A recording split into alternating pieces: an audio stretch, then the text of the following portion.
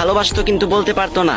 অনেকদিন অপেক্ষার পর অবশেষে ছেলেটি মেয়েটিকে গিয়ে বলল, আমি তোমাকে অনেক ভালোবাসি। মেয়েটি কিছুই বলল না এবং ভাবলো দেখি একটু পরীক্ষা করে যে সে আমাকে কতটুকু ভালোবাসে। এরপর থেকেই শুরু হলো ছেলেটিকে কষ্ট দিয়া, অবহেলা করা, খারাপ ভাষায় ব্যবহার করা, আরো কত কি।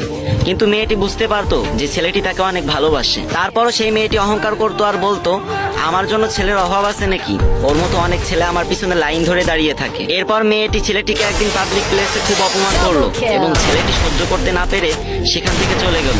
তারপর থেকে ছেলেটি আর মেয়েটিকে কখনোই বিরক্ত করেনি। এরপর অনেকদিন কেটে গেল এবং মেয়েটার খুব খারাপ লাগতে লাগলো এবং সে বুঝতে পারলো যে সেও সেই ছেলেটাকে ভালোবেসে ফেলেছে। এরপর মেয়েটা ছেলেটাকে খুঁজতে খুঁজতে তার বাসা পর্যন্ত চলে গেল এবং তারপর সে শুনতে পেল তার পাগলটা এখন আর দুনিয়াতে নেই। ওই দিন মেয়েটি পাবলিক প্লেসে খারাপ ব্যবহার করার পর ছেলেটি বাসায় ফেরার সময় একটা রোড অ্যাক্সিডেন্টে মারা যায়। তাই আমি আপুদেরকে বলতে চাই, কোনো ছেলে যদি তোমাকে ভালোবাসে তাহলে তার ফিলিংস নিয়ে